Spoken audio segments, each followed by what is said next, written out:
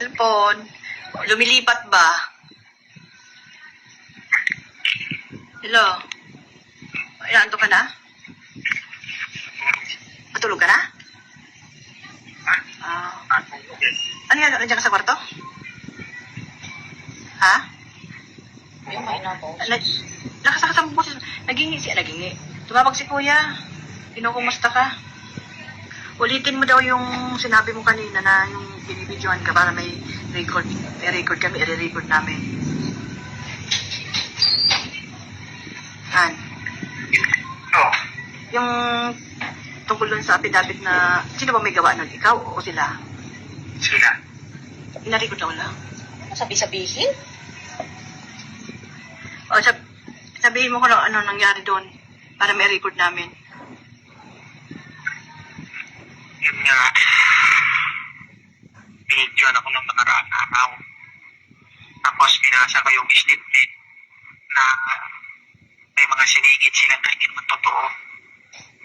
Na idinidili nila si Maculita pati si Defensor. Na sinabi nila doon sa statement na pinangakuan ako ng pera, babayaran ako. At sinabi pa doon na hindi kasi wala akong alam doon sa delivery doon sa bahay ni Romartes. Yun lang ang nakalagay doon na ayaw ko dapat normal. At hindi naman ako gumawa ng statement na sila naman. Yun lang ang pinirmahan mo. Yun Yun lang. lang, yun lang yung nasingit doon sa ano ko.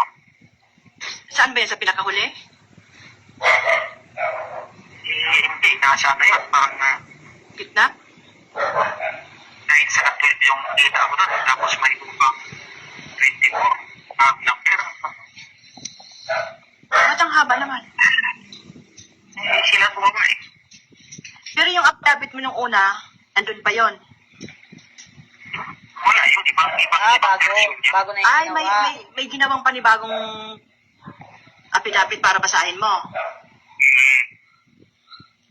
No, pinangako naman sa'yo nung una, nung pinirmahan mo, hindi na ilalabas yun. Sabi nila, hindi lalabas. Bakit ka pa nila pinabasa? Anong sense nun? Hindi ko alam kung ano. Idadalhin daw sa korte para mawala na yung kaso ko. Yun yung sabi eh. Nung ayaw mong basahin, anong ginagawa nila sa'yo? Pinipilit akong basahin ko eh. Kaya wala ko magawa. Anong kapalit ng pag hindi mo binasa? Para daw manahimik na kayo, wala namang gugulo dyan sa inyo. Wala naman ang gugulo sa amin, Han, Kaya nga, sa totoo lang, Han, wala nang gugulo sa amin. Sila lang ang gugulo sa amin. Sila ang gumagawa ng paraan para manggulo. Sila nananakot sa amin eh.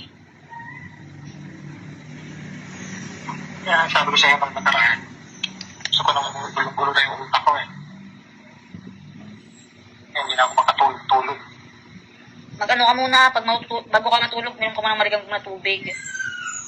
Para ma-relax yung muscle mo. Anak. Pag sinabihan ka na palabasin ka dyan, mag-text ka sa akin ha. Ano mo agad sa akin, i-text mo agad sa akin. Kung sakali man, pabantayin mo lang sila doon kung may hearing ng korte, pabantayin mo na lang sila sa sini. Babantay talaga sila doon. May isa sa loob, may isa sa labas. Tatlo yan, tatlo daw. Kasi pag pinalabas ka, may contact na kami doon sa loob. Doon ka na lang muna sa loob. Hindi ka na lalabas doon. Hindi ko alam mo.